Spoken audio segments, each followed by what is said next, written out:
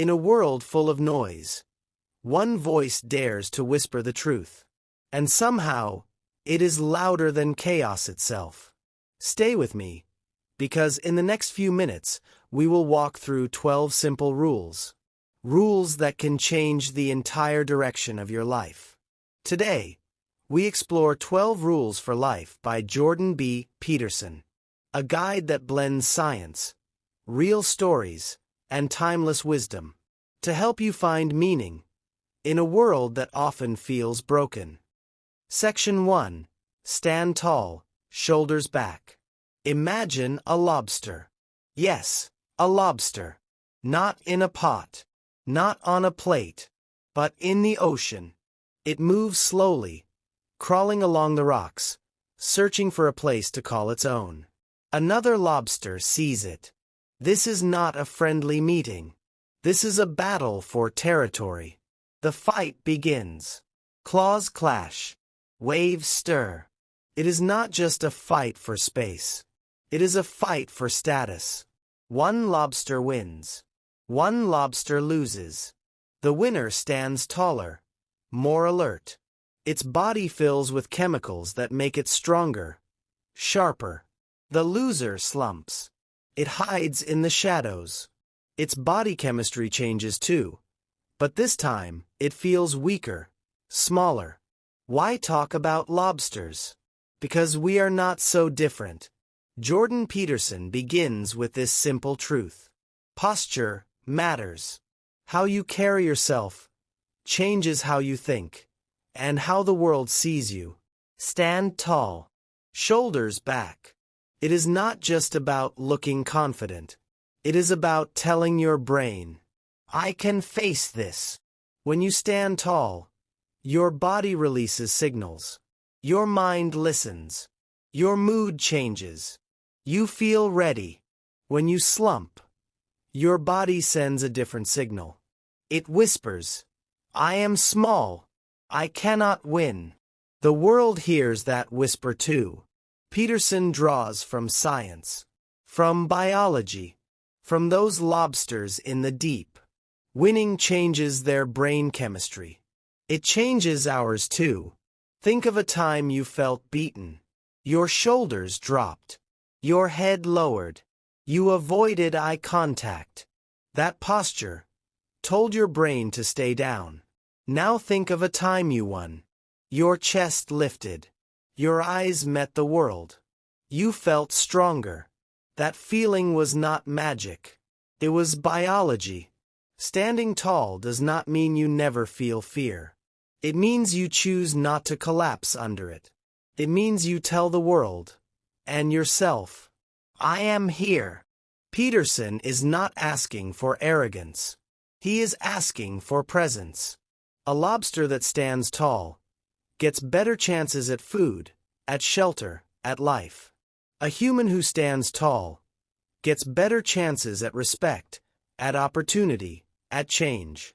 Your posture is a habit. Every day you teach your body what story to tell. If you walk hunched and hidden, that story is, I am afraid. If you walk upright and open, the story becomes, I am ready. The first rule is not just about the body. It is about life. It is about showing up as if you belong, even before you believe it fully. Some days it will feel natural. Other days it will feel forced. Do it anyway, because with each upright step, your brain adjusts. Your chemistry shifts.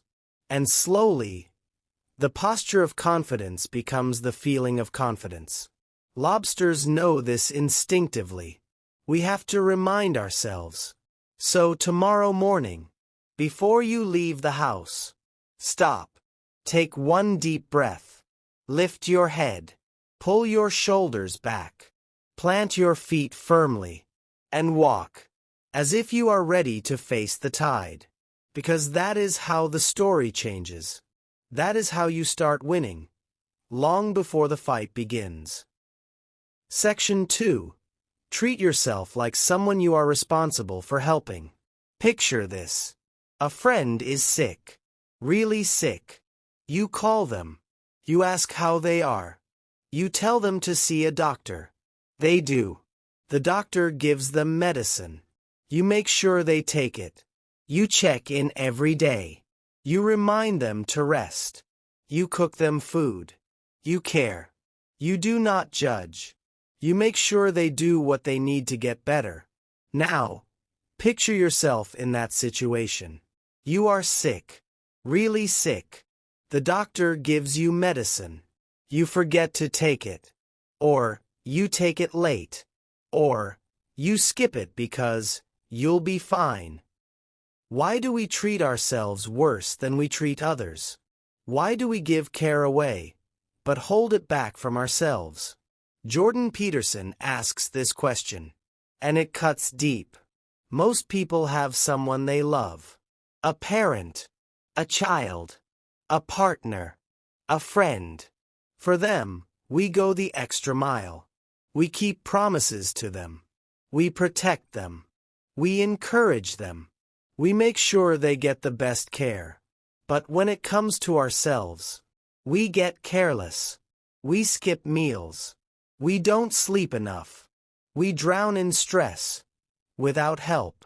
Peterson says, treat yourself like someone you are responsible for helping. This is not selfish. It is necessary. Imagine you are holding a fragile plant. It needs sunlight. It needs water. It needs protection from harsh winds. You would not throw it in a dark corner and forget it. You would not let it dry out. You would not ignore it until it dies. Your life is that plant. Your mind. Your body. Your soul. When you neglect them, they weaken. When you care for them, they grow. The truth is, many of us don't feel worthy of care. We think others matter more. We think our needs can wait. But here's the problem. If you are drained, if you are broken, you cannot truly help anyone else. Think of an airplane safety rule. When the oxygen mask drops, put on your own mask first. Not because you are selfish. Because if you pass out, you cannot help the person next to you. Life works the same way. Peterson's advice is simple. Start acting like you are someone worth saving. How? It begins with small choices. Eat food that truly nourishes you. Not just what is quick. Not just what numbs you. Sleep when your body asks for rest. Not after you've scrolled for another hour. Not after you've pushed one more task. Speak to yourself kindly. The way you would speak to a dear friend in pain. Stand up for yourself. The way you would defend your child or sibling. If you think about it, it's strange. You know more about your own struggles than anyone else. You understand your fears. You understand your pain. You know your story. Yet, you ignore your own advice. Peterson uses this as a challenge. What if you treated yourself as if you were responsible for keeping you alive? For keeping you strong? For keeping you whole? It's not about luxury. It's not about pampering. It's about responsibility. Think of a soldier guarding something precious. That's you. And the thing you're guarding is also you. When you make a promise to yourself, keep it. When you set a boundary, honor it. When you feel yourself breaking, pause and care. Ask yourself, if my best friend felt like this, what would I tell them? Then, tell yourself the same thing. And actually listen. Some people hear this rule and think it's weak. They think self-care is for soft people. But this is the opposite. It takes strength to care for yourself in a world that asks you to burn out. It takes courage to say, I matter. Because here's the hidden truth. When you care for yourself, your capacity to care for others grows. Your patience deepens. Your love becomes steady, not desperate. Neglect builds resentment. Care builds life. So next time you feel the urge to push yourself past your limits, Stop. Remember the friend in the first picture. Remember how much you wanted to help them. And turn that same energy toward yourself.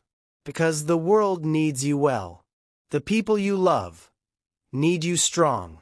And you deserve the same care you give away so freely. Peterson's second rule is not a suggestion. It's a call. A call to stop treating yourself like an afterthought. A call to live as if you are worth protecting. Stand in front of the mirror tomorrow morning. Look at yourself and ask, if I were responsible for helping this person, what would I do today? Then, go do it. Section 3. Make friends with people who want the best for you. Think about your closest friends. Stop. Really think. Who do you call when life breaks? Who do you trust with your secrets? Who celebrates your wins without envy? Now, here's the harder question. Who drains you? Who pulls you down? Who smiles while hoping you fail? Jordan Peterson says something simple, something we already know, but often ignore. Make friends with people who want the best for you. It sounds obvious. It isn't. Because many of us stay close to people who do not want us to grow. Sometimes it's history. Sometimes it's habit. Sometimes it's fear of being alone. But here's the truth. Not everyone in your life is on your side. Some people want you to stay small, because your growth makes them uncomfortable. Peterson gives a clear picture. You are climbing a mountain, step by step. It's hard. Your legs burn. Your lungs ache. A real friend will push from behind. They will say, "You've got this." They will hand you water. They will help you find your footing. A false friend will pull your ankle. Not always in public. Not always loud. Sometimes in quiet ways. A sarcastic comment. A subtle dig. A sigh when you dream too big. Why? Because if you rise, they must face their own choice to stay low. And sometimes, it's not even malice. It's fear. Fear that if you change, you will leave them behind. But here's the hard reality. If you stay low to make others comfortable, you betray yourself. Peterson's advice is not about being cruel. It's about being wise. Find the people who clap when you win. Find the people who tell you the truth. Find the people who pray for you in private. They are rare. They are gold. Look back in your own life. Remember a time you succeeded. A time you achieved something important. Who smiled for you? Who helped you get there? Now, remember a time you failed. Who stayed? Who kept believing in you, even when you doubted yourself? Those are your people. Hold them close. Peterson also warns, do not mistake convenience for friendship. Just because someone is always around, doesn't mean they are for you. Some people stay because you make them feel superior. They like you broken. They like you struggling. Because then, they feel strong. If you heal, if you rise, they lose their sense of control. The best friendships are different. They are built on respect. They are built on trust. They are built on mutual desire for each other's growth. And here's something important. Good friends will challenge you. They will tell you when you are wrong. They will stop you from hurting yourself. They will not let you settle for less. This is not criticism to tear down. It's correction to lift up. Imagine you are walking toward a cliff without seeing it. A bad friend watches. A good friend grabs your arm. They might even yell. Not to shame you, to save you. Peterson says, if someone wants what is truly best for you, you will feel it. It is not hidden. It is in their words. It is in their actions. It is in their absence of jealousy. But here's the other side. You must be that kind of friend too. You cannot expect others to wish you well if you secretly root against them. So ask yourself, do I celebrate my friend's success? Do I show up for their struggles? Do I give without keeping score? Because strong friendships go both ways. They are a circle of trust. Peterson's advice here is practical. If you want to go far, walk with the right people. If you want to be strong, stand with the strong-hearted. If you want peace, choose peaceful company. He shares this as a life filter. When you meet someone new, watch how they react to your growth. Watch how they handle your honesty. If they pull you toward chaos, step back. If they push you toward order, step closer. And it's not just about friendship. It's about the life you build. Your friends are like soil. Plant yourself in poor soil, you weaken. Plant yourself in rich soil, you thrive. We sometimes think we can fix toxic friends. We stay, hoping they will change. But here's the danger. In trying to pull them up, you might get pulled down. Peterson does not say abandon everyone in struggle. He says, choose allies. Allies fight with you, not against you. When you find them, protect the bond. Spend time together. Encourage each other. Dream together. Face storms together. In the end, your friends shape your path. They shape your thoughts. They shape your habits. So, make friends with people who want the best for you. Not just in words. In truth. In action. Walk away from the ones who secretly cheer for your failure. Walk toward the ones who light candles for your success. Because life is too short to carry anchors when you could sail with the wind. Section 4. Compare yourself to who you were yesterday, not to who someone else is today. It is early morning. The world is still quiet. You are looking at your phone. And there it is. Another life. Another person. Perfect photos. Perfect smiles. Perfect success. Your mind starts to compare. Their life. Your life. Their wins. Your losses. Their beauty. Your flaws. It feels heavy. It feels unfair. Jordan Peterson says, stop. Do not compare yourself to who someone else is today. Compare yourself to who you were yesterday. It sounds simple, but it is powerful. Because here is the truth. You cannot see the full story of someone else's life. You see only the surface, the highlight reel, the best angles.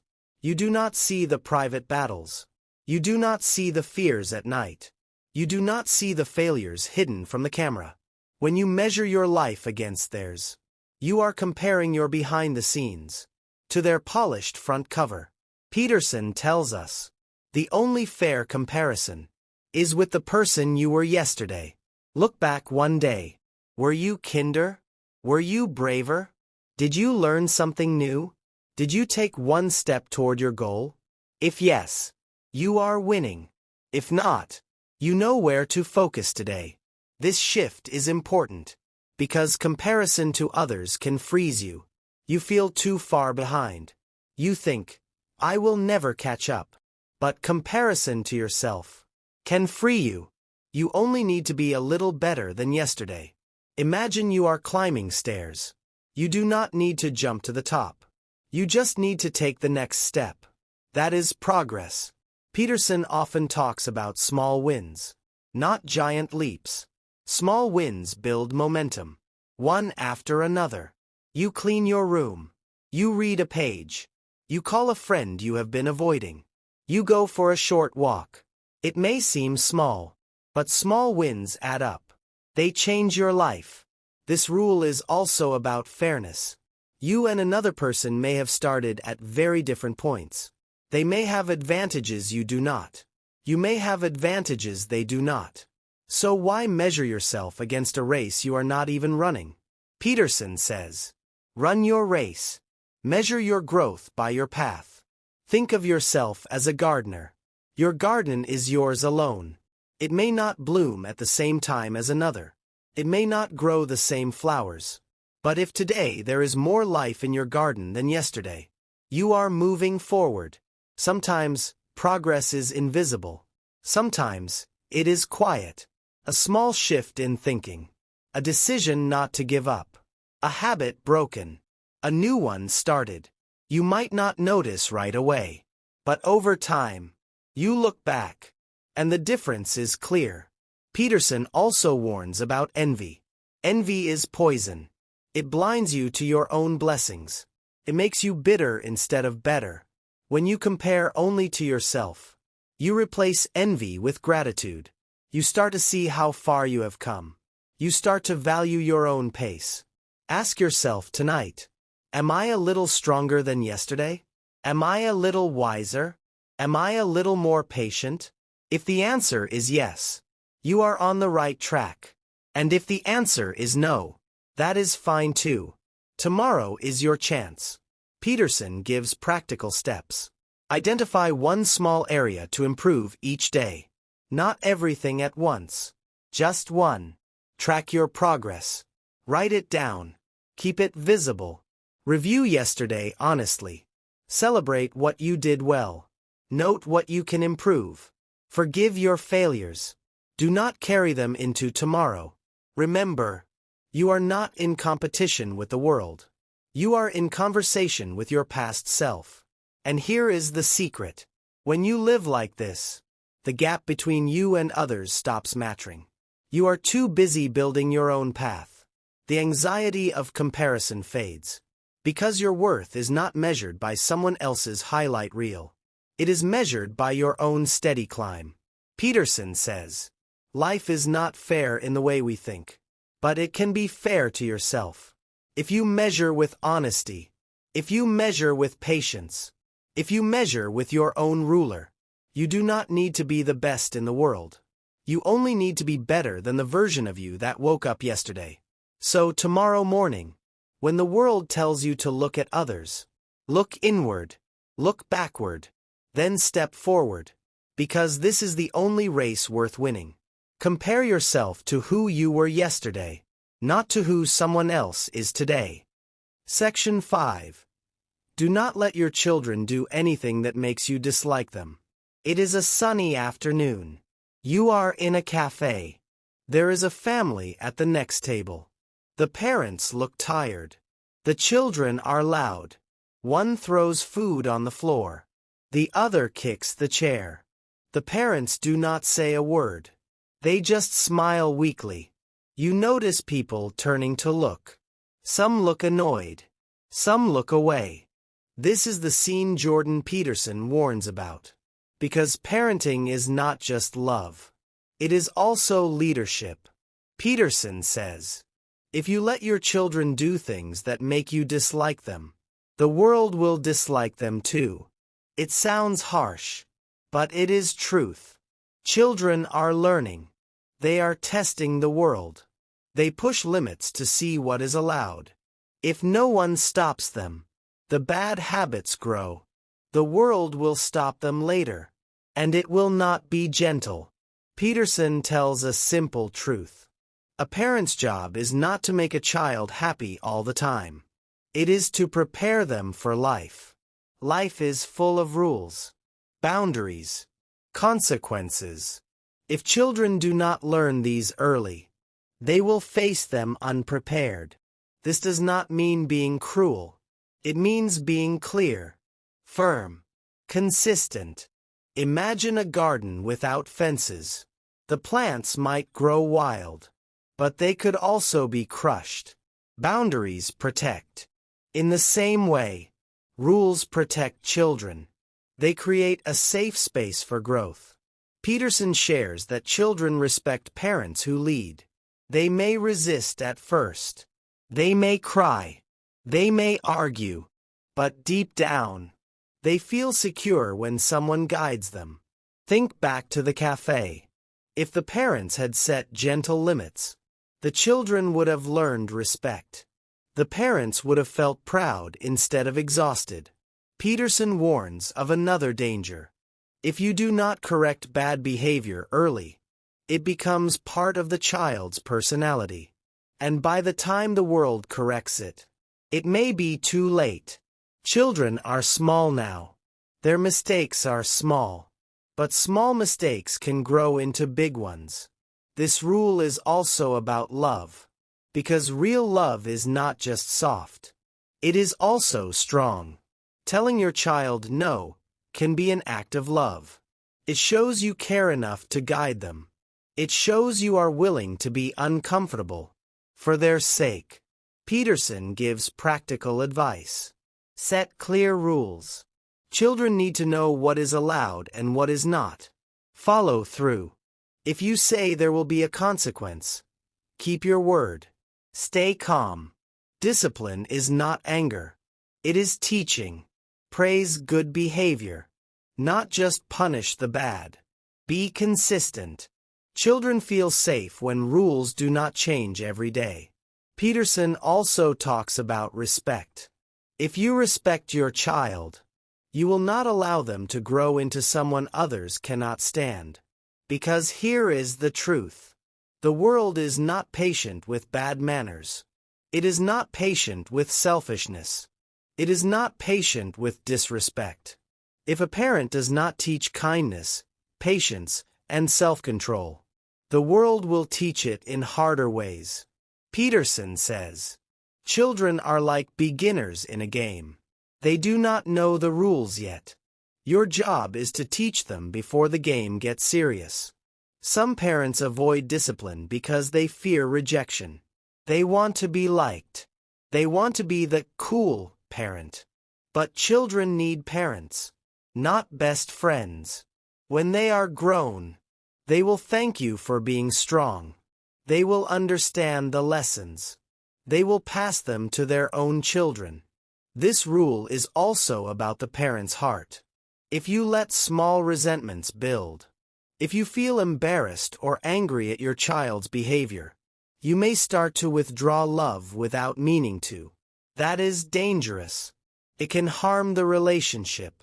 Better to guide them early. Better to address the behavior than to quietly build dislike.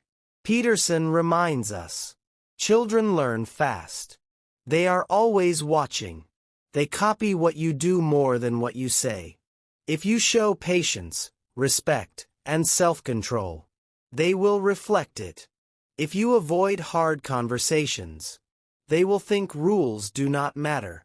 The goal is not perfection. The goal is growth. You will make mistakes as a parent. That is normal. But the willingness to lead, to set limits, to hold your child accountable, that makes the difference. Peterson leaves us with this thought.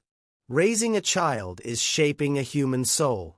The habits you allow, the habits you correct, will echo in their life for decades.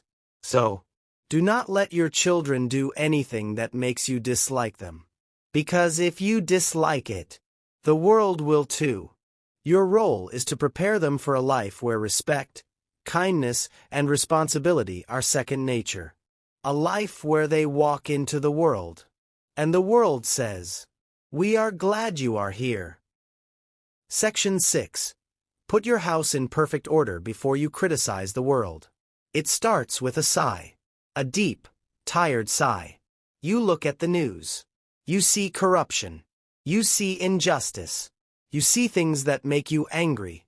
You think, this world is broken. This world is unfair. Jordan Peterson understands that feeling. But he offers a challenge. Before you set out to fix the world, first, look at yourself. This is not an escape from responsibility. It is the foundation of it. Because the world is made of people. And you are one of them. If you cannot put your own life in order, what makes you ready to order the lives of others? Peterson uses a hard truth. It is easier to point fingers than to look in the mirror. Think about it. It takes no effort to say, politicians are corrupt. Society is falling apart. It is all their fault. Takes courage to say, I have my own mess to clean up. This rule is about personal responsibility. Not in a vague way. In a concrete, step-by-step way. Start small. Your room. Your desk. Your schedule. Why? Because chaos outside often reflects chaos inside. Peterson gives an example. If your home is full of clutter, if your bills are unpaid, if you are late to every meeting, that is your starting point. Fix what you can control. It builds discipline. It builds confidence. Imagine someone who shouts for justice, but cheats on their taxes, or treats their family badly. Would you trust their vision for the world? Probably not. Peterson does not say you must fix everything before speaking out. That would be impossible. But he says, do not ignore your own faults while demanding others fix theirs. It is like telling someone to patch their roof, while your own roof leaks when it rains. Putting your house in perfect order is not only about cleaning. It is about your habits, your health, your relationships. Are you honest with people? Do you keep your promises? Do you take care of your body? Do you speak with kindness? These things matter, because they make you stronger. And strong people change the world better than bitter ones. Peterson often points to tragedy. Life can be cruel. We cannot control everything that happens. But we can control how we respond. If disaster strikes, will you meet it with blame? Or will you meet it with order? Order is like armor. Protects you from despair. Peterson's advice is not glamorous. No grand speeches. No instant revolution. It is slow, quiet, deliberate. Wash the dishes. Pay your debts. Fix that broken shelf. Apologize to the person you hurt. It sounds small, but each act is a brick. And brick by brick, you build a life that can withstand storms. This rule also cuts at hypocrisy. We have all seen leaders who tell others to be moral, while they live in secret dishonor. That is why Peterson insists. Start with yourself. It is a moral shield. If your life is in order, your words carry weight. Peterson draws from history. Many revolutions began with noble ideas. But when the leaders had no discipline, they replaced one kind of chaos with another. Personal order is a training ground for justice. It teaches patience. It teaches self-control. It teaches humility. Because when you clean your own mess, you realize how hard it is. And that makes you kinder when pointing out the mess of others. Here is a way to start. Write down what is wrong in your life. Be honest. List debts. List bad habits. List broken relationships. Choose one thing you can fix today. Not tomorrow. Today. Do it well. Not perfectly, but fully. Repeat. Day after day. You will be surprised. Your life will start to feel lighter. Your voice will feel stronger. Peterson warns. Some people use criticism of the world as a mask. It hides their own guilt. It keeps them from facing their own pain. But pain does not go away when ignored. It grows. The only cure is facing it. And fixing what you can. Putting your house in perfect order is also a gift to others. Your example speaks louder than your arguments. Think of someone you admire. Maybe it is a teacher, a neighbor, a family member. Chances are, they live with integrity. They handle their own problems before judging yours. You trust them because they have earned it. Peterson says we should aim for that. Not perfection, but integrity. If everyone did this, the world would still have problems, but fewer, and we would face them with stronger hands. So the next time you feel ready to criticize, pause. Look around your life. What is one thing you could put in order? Do that first. Then, when you speak about the world, your voice will be steady. Your words will be rooted in truth. Because you will not just be pointing at the darkness. You will be carrying light. Section 7. Pursue what is meaningful, not what is expedient. It begins with a choice. A small one. Do you take the easy path? Or the right path? The easy path is tempting. It promises quick rewards. It whispers, "Why wait? You can have it now." The right path is different. It often feels heavier. It asks for effort. It asks for patience. Jordan Peterson calls this the difference between expedient and meaningful. Expedient means fast relief. It is like eating junk food when you are hungry. You feel better for a moment, then worse later. Meaningful is harder. It may hurt at first. It may demand sacrifice. But over time, it makes life richer. Think about a student before an exam. They have two options. Watch videos and relax tonight. Or study hard. The first choice feels nice now. But tomorrow, it may bring failure. The second choice feels tough now. But tomorrow, it may bring success. Peterson says life is full of this same choice. Small moments where we trade long-term meaning for short-term ease. The problem is, expedient choices pile up. And when they do, life becomes shallow. And often, painful. Peterson often refers to ancient stories. In many myths, the hero must give something up before gaining something greater. This is not just myth. It is life. If you want health, you must give up laziness. If you want strong relationships, you must give up selfishness. If you want wisdom, you must give up ignorance. Meaning always costs something. And that cost is what makes it valuable. Peterson warns, expedience can feel like freedom, but it is actually a trap. It makes you weak. Meaning makes you stronger. Because you earn it. Picture two roads. One is smooth, straight, and short. The other is rough, winding, and long. Most people pick the first road. It looks safer. It feels easier. But here is the secret. The smooth road often ends in a dead end. The rough road leads to a higher place. Why? Because the climb shapes you. It builds character. It builds resilience.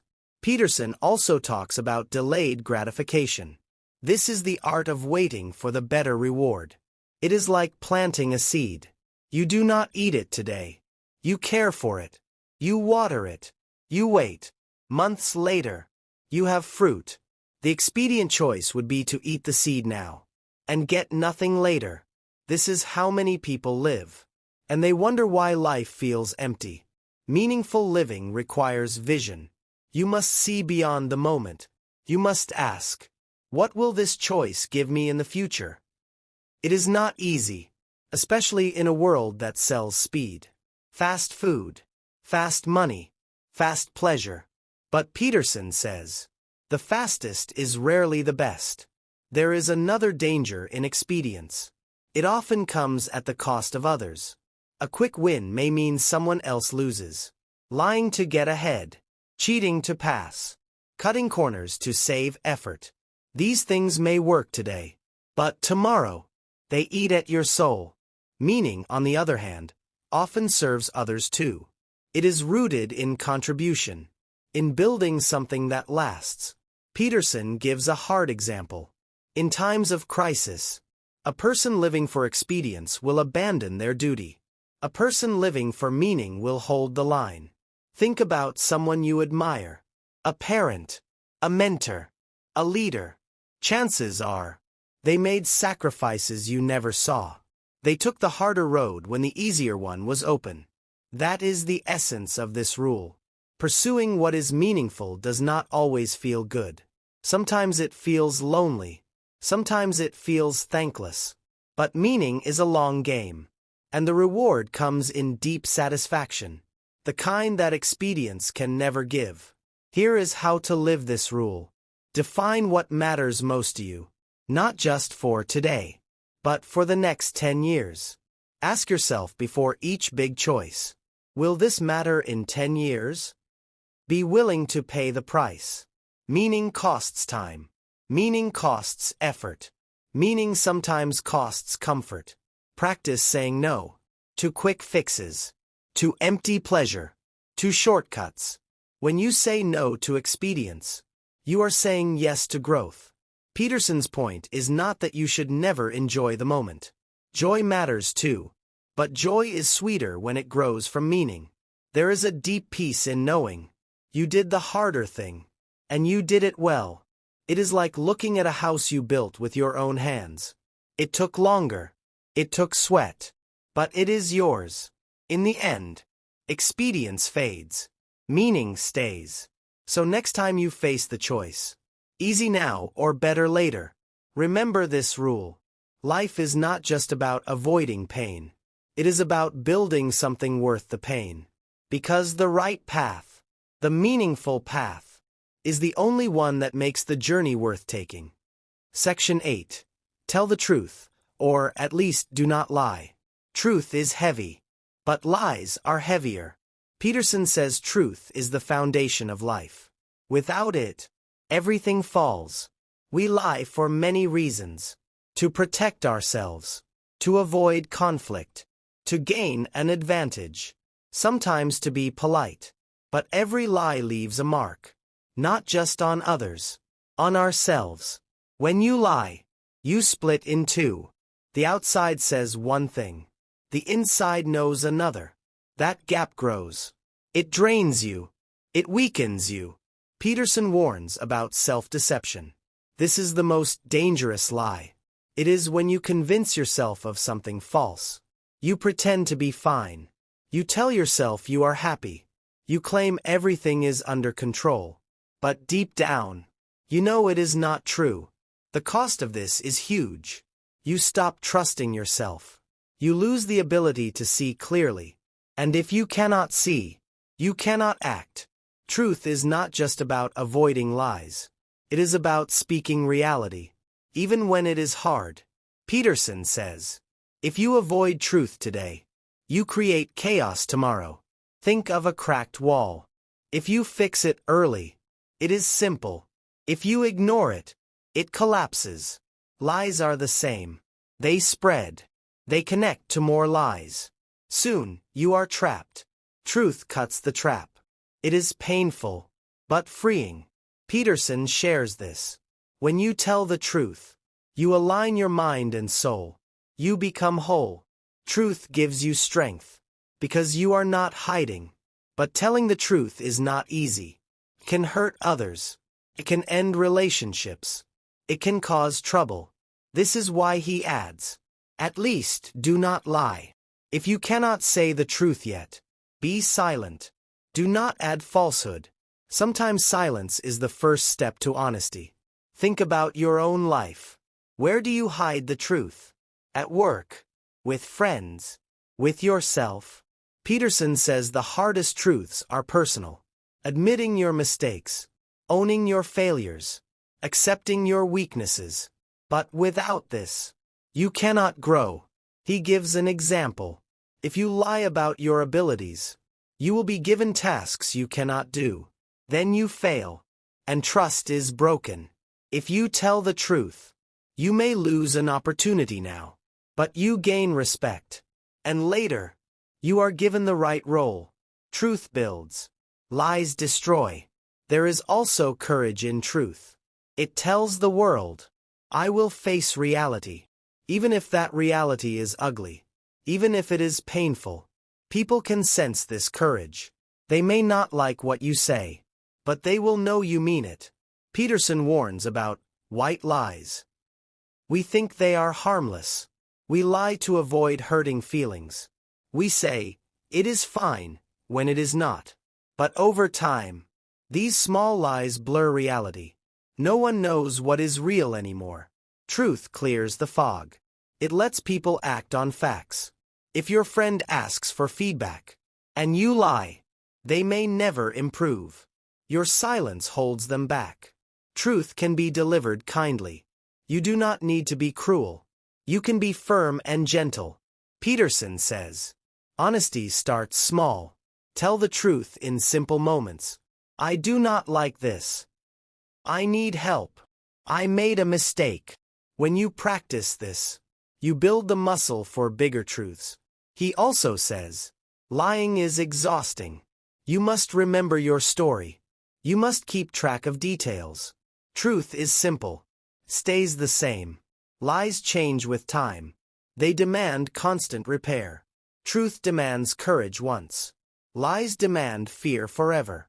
Ask yourself now, where in my life am I not truthful? Who am I pretending for? What am I hiding from myself? Peterson suggests starting here. Stop saying things you know are false. Even small things. This will feel strange. You may upset people. But you will feel lighter. Your back will straighten. Your voice will steady. The truth is not always safe. But it is always strong. When you tell it, you live in reality. You stop building castles in the air. You start building on rock. And here is the secret. When you live by truth, you attract people who value truth. Your relationships become deeper. Because they are real. If you live by lies, you attract liars. And when trouble comes, they vanish. Truth is a risk. But lies are a disaster. Peterson's rule is simple. Tell the truth. Or at least, do not lie. It is not just moral advice. It is survival advice. Because reality does not care about your lies. It always wins. And when it does, you want to be on its side. Section 9. Assume that the person you are listening to might know something you do not. We love to speak. We love to share our ideas. But listening, that is harder. Peterson says listening is more than being quiet. It is a choice. A choice to learn. A choice to stay humble. When you listen, you admit something. You admit you might not know everything. And that is the truth. No one knows it all. Every person you meet knows something you do not. It could be small. It could be life-changing. But if you keep talking, you will never hear it. Peterson shares that many conversations are battles.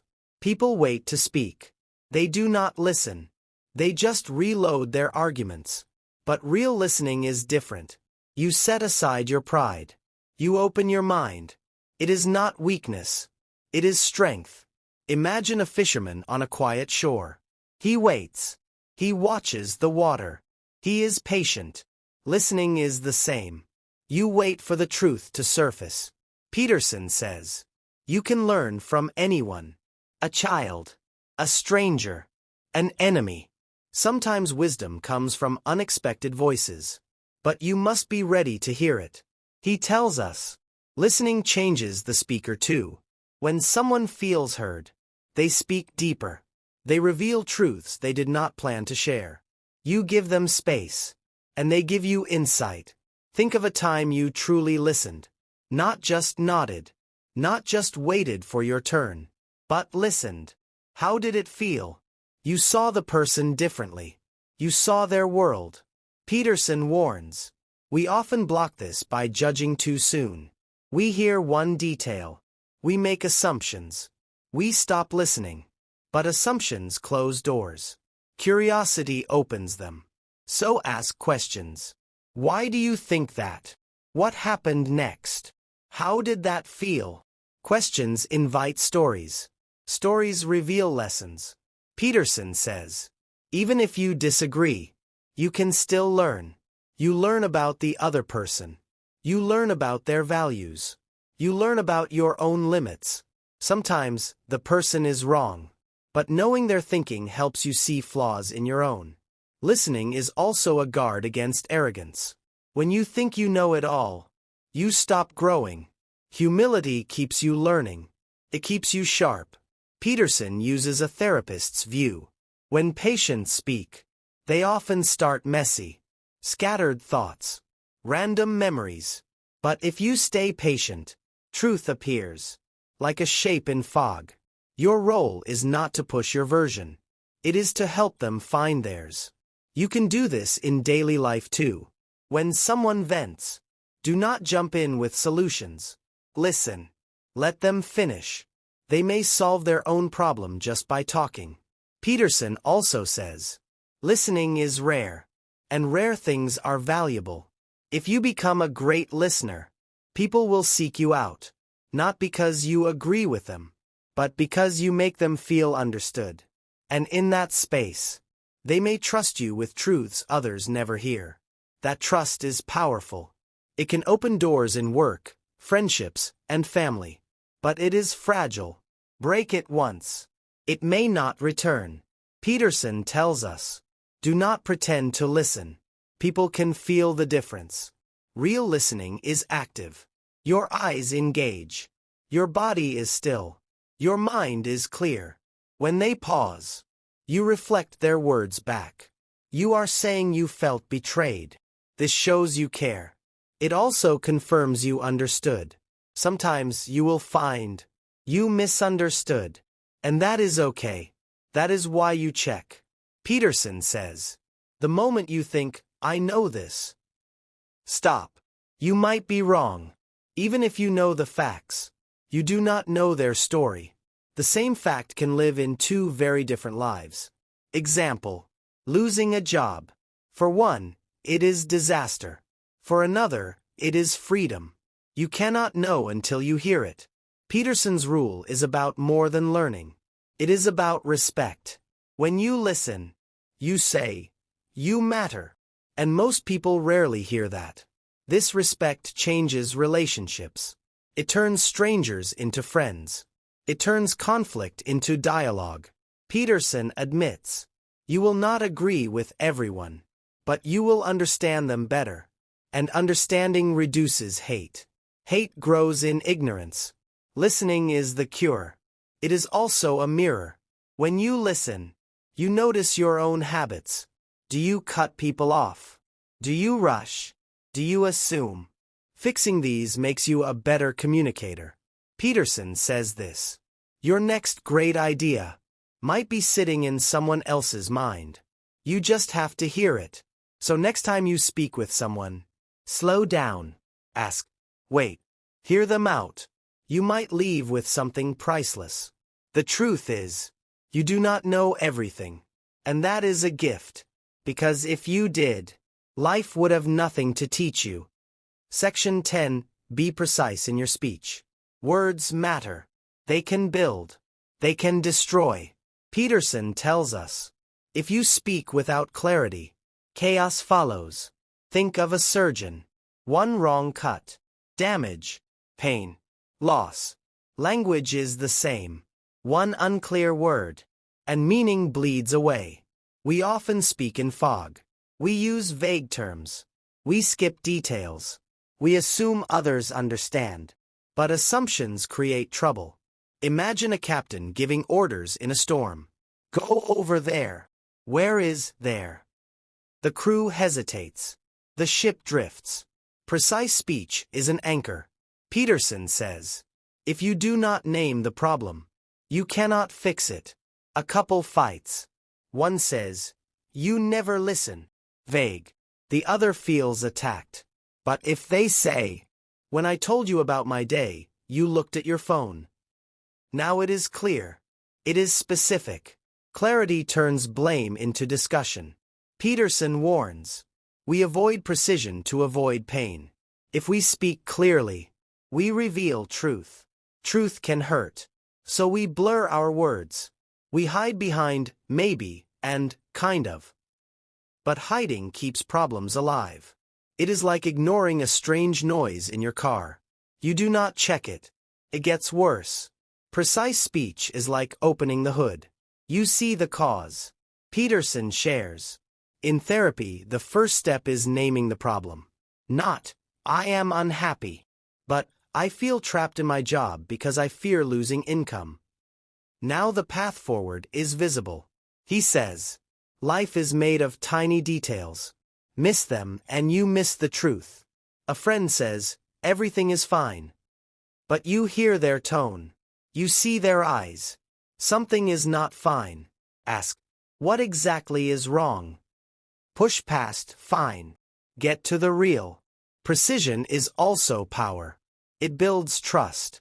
People know where you stand. They know what you mean. Vague speech breeds suspicion. In history, leaders who spoke clearly inspired nations. Those who spoke in riddles lost them. Peterson points to chaos in relationships. Small issues grow because they are never defined. Example: the sink is full. You feel annoyed. You do not say why. You mutter. The other person feels attacked. If instead you say, when dishes stay here, I feel stressed because the kitchen is my workspace. Now there is understanding. Precision removes guesswork. Peterson tells us, do not fear words. Fear silence where truth should be. Sometimes, precise speech ends a bond. But it also frees you from false peace. In work, vague goals waste time. Do better means nothing. Increase sales by 10% this month drives action. Clarity guides effort. Peterson says, children need clear rules. Not behave, but no running in the store. The mind works best with boundaries it can see. In chaos, words are your compass. They point north. He reminds us, truth is precise. Lies are blurry. If you want peace, you must first cut through the blur. This takes courage, because clear words leave no place to hide. You may expose yourself, your fears, your mistakes. But Peterson says, that is the only way to grow. When you speak precisely, you also think precisely. Language shapes thought. Vague words create vague thinking. Precise words sharpen it. Writers know this. A single wrong word breaks the mood. A single right word makes it unforgettable. In life, the same is true. Peterson urges, practice in small ways. Instead of, I am tired, say, I slept only 4 hours. Instead of, it is far, say, it is 20 kilometers. Specifics train the mind. And when big moments come, you will have the skill to be clear. Peterson warns of a trap. Precision is not cruelty. You do not use clarity to wound. You use it to reveal. The goal is not to win. The goal is to understand. If someone asks how you feel, do not throw, I am fine. Say, I am worried about my father's health. That opens a door. They can step inside. Precision also means listening for precision in others. If they speak vaguely, gently ask for details. What do you mean by bad? What happened exactly? This pulls truth from the fog. Peterson believes, the world itself is full of chaos. If we do not speak precisely, we add to it. Every relationship, every project, every decision is built or broken by words. So slow down. Choose them. Your peace depends on it. Because when words are sharp, chaos fades, and order takes its place. Section 11. Do not bother children when they are skateboarding. Peterson watches boys at a skate park. They race. They leap. They crash. They laugh. It looks dangerous. It is. But it is also growth. He says, risk is not the enemy. Fear is. Children need risk. They need challenge. They need to fall and get up again. When we stop them, we take away courage. Peterson sees a pattern. Society tries to remove all danger. We pad the edges. We close the gaps. We say it is for safety. But sometimes, it is for control. Boys jump stairs on boards. The boards shoot out. The boys scrape knees. They get up. They try again. This is not recklessness. It is training. Training for life. When we block it, we teach helplessness. Peterson warns, children will face risk as adults. If they never learn now, they will break later. Risk teaches skill. It teaches balance. It teaches limits. The skateboard is just a symbol. Could be a bike, a tree to climb, a race to run. Every scrape is a lesson. Peterson says, we grow when we face what could hurt us. He points to history. Human progress came from those who dared. Explorers crossed oceans. Inventors built flying machines. Risk was always there. Remove all danger, and you remove discovery. Parents fear harm. It is natural, but too much protection harms more. A boy who never climbs will fear ladders. A girl who never speaks in public will fear every meeting. The park is a small world. The risks are small, but the lessons are big. Peterson also talks about courage. Courage is not the absence of fear. It is action in spite of fear. When boys skate a rail, they feel fear. They act anyway. That same courage will help them later. When they face exams, when they face job interviews, when they face heartbreak. Peterson warns, overprotection can come from love, but it becomes control. We keep children safe in the short term, and weak in the long term. He says, let them scrape, let them fall, let them shout. Life is not soft. We must be ready. When adults step in, do not do that. You might get hurt. They steal the lesson. Peterson sees it as a deeper truth. Life will always have risk. We cannot hide from it. Better to meet it early. Even the body learns. When we face danger, the body sharpens. Reflexes improve. Children learn their own limits. They learn to read danger signs. If we remove every sharp edge, they never learn where those edges are. Peterson says, boys often take bigger risks. It is in their nature. Society sometimes punishes that, calls it bad, calls it toxic. But those same traits protect families, build nations, push frontiers. The key is not to kill the risk. It is to guide it. Teach them how to fall. Teach them how to plan. Teach them how to stand again. The skate park is not just boards and rails. It is a forge. A place where children turn into people who can face life. Peterson tells of a boy he saw fall hard.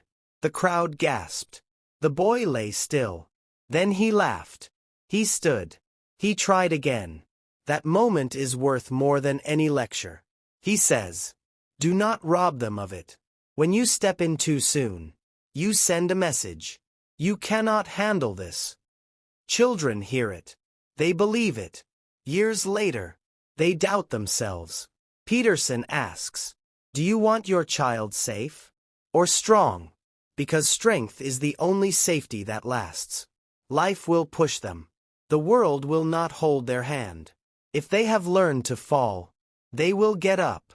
If they have learned to face risk, they will face life.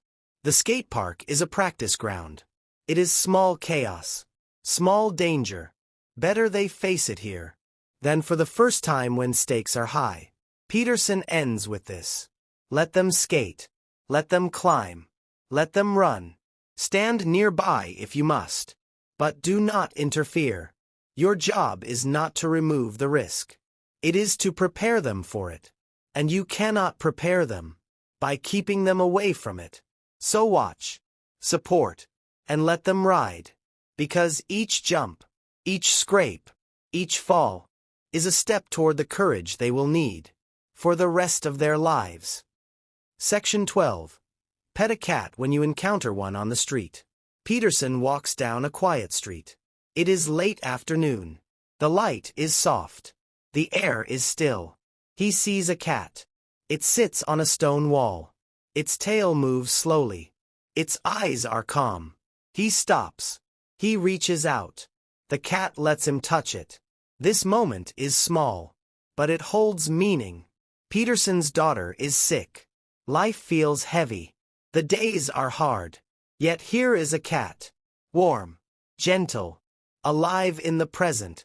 Peterson says, life will bring pain. That is certain. We will lose people we love. We will face illness. We will face fear. We cannot stop that.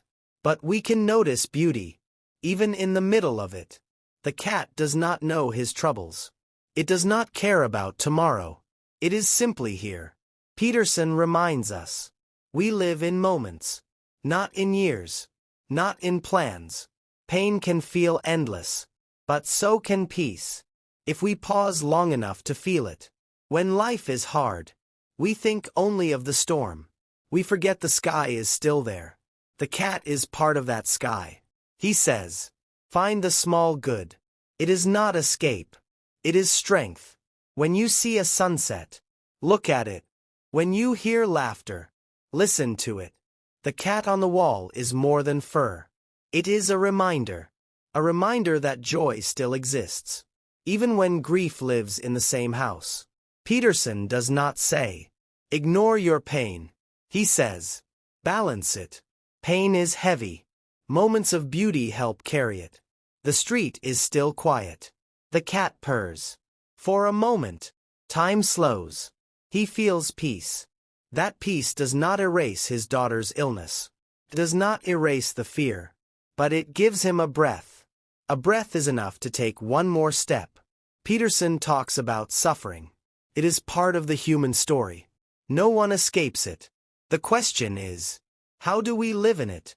Some hide from the world. Some drown in bitterness. He suggests another way. Look for the cat. Not always a real cat. Sometimes it is a song. Sometimes it is a kind word. Sometimes it is the smell of rain. These are anchors. They hold us in the storm. Without them, we drift into despair. Peterson says, this is not soft advice. It is survival. Small joys are not luxury. They are medicine. When you see the cat, pet it. Be present. Because that is all we truly have. The future is unknown. The past is fixed. The present is alive. He reminds us. Gratitude grows in small soil. It does not need a palace. A cup of tea. A quiet walk. A cat on a wall. Peterson links this to meaning. Meaning is not found in comfort alone. It is found in living through discomfort and still seeing the light. The cat is the light. This rule is gentle, but it is also hard. It asks you to open your eyes, even when they are full of tears. He says, do not wait for the pain to end. It might not. Instead, find what is good in the middle of what is hard. This is the final lesson. It is the closing of the 12 rules. Stand tall. Care for yourself. Choose good friends. Grow daily. Guide your children. Order your own house. Seek meaning. Tell the truth. Listen deeply. Speak clearly. Let others take risks. And pet the cat. Because life is more than suffering. It is also wonder. And sometimes, that wonder is small. So small you could miss it. But if you see it, reach out. Feel it. Let it remind you. The world still has beauty. You are still here to see it. And in that moment, for just a breath, you will feel peace.